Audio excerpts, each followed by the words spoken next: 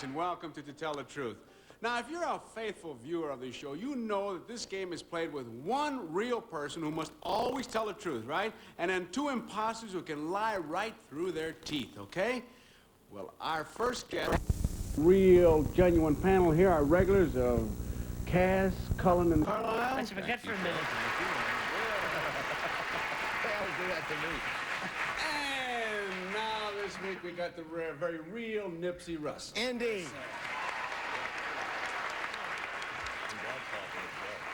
I am here to set the record straight about sex appeal and a woman's weight. It's nice to be neat and look petite, but if you want to feel some heat, you got to have some meat.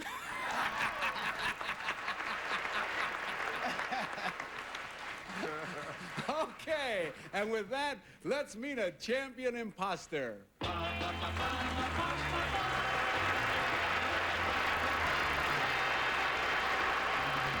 Number one, what is your name, please? My name is Frank William Abagnale.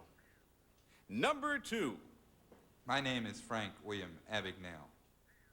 And number three. My name is Frank William Abagnale.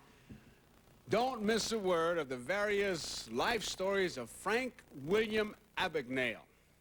I, Frank William Abagnale, am known as the world's greatest imposter, and no wonder. In the course of my nefarious career, I've palmed myself off as a doctor, lawyer, college instructor, stockbroker, and airline pilot. To become an airline pilot, I merely bought a plastic ID card for $5, affixed an airline logo from a model plane hobby kit, and in no time at all was co-pilot for a major airline. As a bogus lawyer, I actually worked on a state attorney general's staff. For 6 years, I also cashed over $2,500,000 in bad checks in 26 countries. Ultimately, I was sentenced to 72 years in prison. I served 1 year in France, 1 year in... I'll tell you what's so funny. Yeah. The real one, he passes $2.5 million in bad checks. I took 2 pair of pants and the tailor had to leave a deposit. How do you figure that? And we'll be back with some questions right Honest after this. face. Yeah.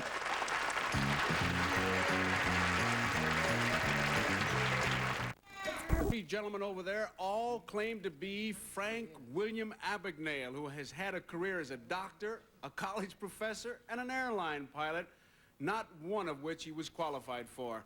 So, for the first time, he's going to have to tell the truth, and we're going to start our questioning with Kitty. Thank you. Well, whoever you are, I don't think you're exactly to be congratulated, but it is a marvelous story.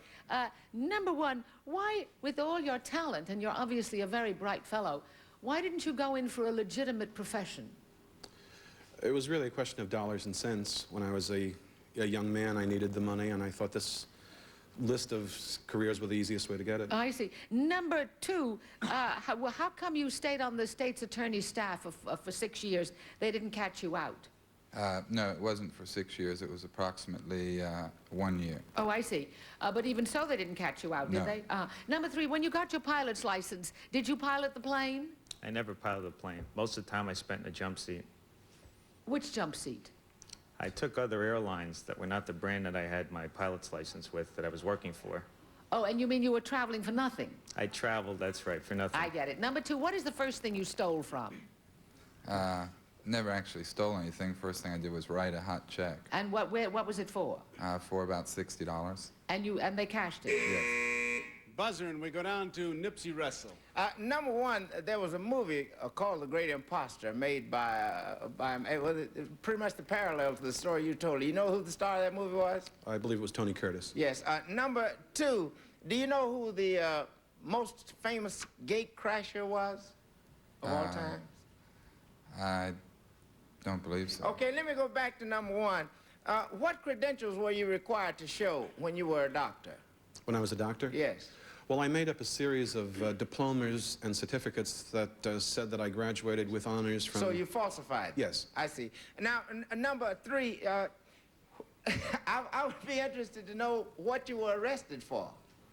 The actual charge was carrying forged documents which in this case were checks. And did you ever forge in any documents such as an airline pilot's identification or a lawyer's degree? The identification card was easy. Basically, I had an identification card made at a standard place that makes them. Did you have to carry on some kind of a conversation so that people who were also in the profession might know something about you? I did a little reading before and after. As I went along, Let's go to Peggy. Number 2, did you ever give anybody medical advice? Yes, I worked for a year as chief resident of a hospital in Georgia. Could I ask you, number 2, which hospital? It was the Cobb County General Hospital in Marietta, Georgia. Did anybody get well under your, or was it vice versa? Yeah, I had no problems. Oh, you didn't treat the big jobs No. then, just fingernails and things like that, right? Okay.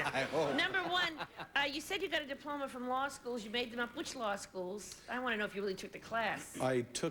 I made up the law degree From where, though? from the University of, from New York